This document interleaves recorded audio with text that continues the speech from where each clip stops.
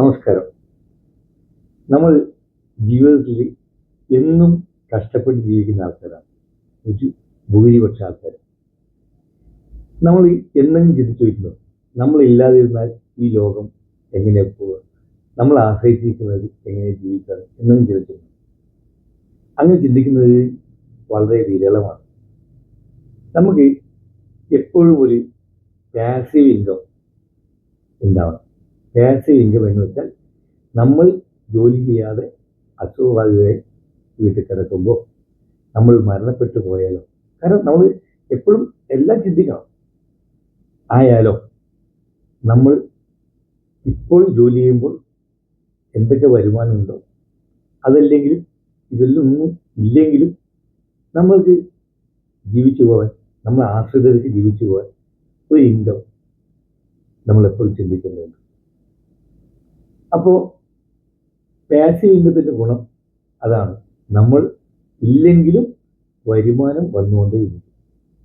അതിനുവേണ്ടി നമ്മൾ എന്ത് ചെയ്യാം, നമ്മൾ ഇപ്പോൾ വരുമാനത്തിൽ നിന്ന് വരുന്നതിൽ നിന്ന് ഒരു 40% വലിയ വലിയ എക്കണോമിക്സിൽ പറയുന്നത്, നമ്മുടെ വരുമാനത്തിൽ നിന്നും ഒരു എല്ലാ ചിലവും കഴിച്ച് കാര്യങ്ങളൊക്കെ നടത്തി ഒരു 40%, ഇത് ചിലവ് കഴിച്ചാലും കാര്യങ്ങൾ നടന്നിട്ടില്ലല്ലോ. കാര്യങ്ങൾ നടത്താനും ഒരുപാട് കാര്യങ്ങൾ ചെയ്യാനുണ്ട് അല്ലേ, പക്ഷേ കാര്യങ്ങൾ നടത്തിയില്ലെങ്കിലും ഒരു 40% തുക നമ്മൾ സേവിങ്സിലേക്ക് മാറ്റി വെക്കും. അങ്ങനെ സേവിങ്സിലേക്ക് മാറ്റി വെക്കുമ്പോൾ അത് അവിടെ വെച്ച് ജനറേറ്റ് ചെയ്ത് നമ്മൾക്ക് ഒരു മാസം ഒരു 10-20 വർഷം കഴിയുമ്പോൾ, അല്ലെങ്കിൽ 5-6 വർഷം കഴിയുമ്പോൾ, എത്രയാണ് നമ്മൾ ഉദ്ദേശിക്കുന്നത് ആ വർഷങ്ങൾ കഴിയുമ്പോൾ അതിൽ നിന്ന് ഒരു പൈസ നമ്മൾക്ക് തിരിച്ച് കിട്ടുന്ന ഒരു അവസ്ഥയിലേക്ക് മാറണം. അങ്ങനെ മാറ്റുന്ന ഒരു അവസ്ഥയിലേക്ക് ചിന്തിക്കുകയും പ്രവർത്തിക്കുകയും ചെയ്യുന്നതാണ് നാളെക്കുറിച്ച് ചിന്തിക്കുന്ന ആൾക്കാർ. നാളെക്കുറിച്ച് ചിന്തിക്കുന്ന ആൾക്കാർക്കാണ് ഭാവിയിൽ അസുഖമായാലോ, പ്രശ്നമായാലോ, വാർദ്ധക്യമായാലോ,